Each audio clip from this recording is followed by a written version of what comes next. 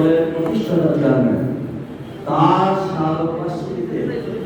আজকে এখানে মহানগরের 101জন কমিটির সদস্য, কিন্তু প্রথম সারির গরু নেতাদেরকে আমরা দেখে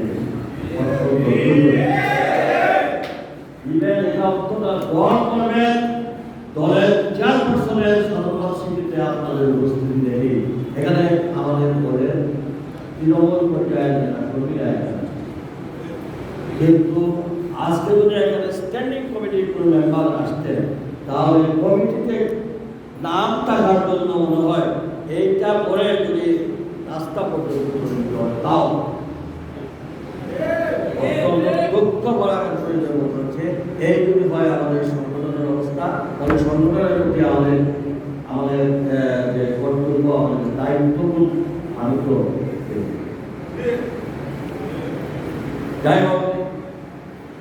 আমি আশা করি ভারপ্রাপ্ত সভাপতি আর সেক্রেটারি সাহেব আছেন, অন্তত সাংগঠনিকভাবে আপনারা এটা কোন কোন সহসভাপতি জয়েন্ট সেক্রেটারি একবার আপনাদের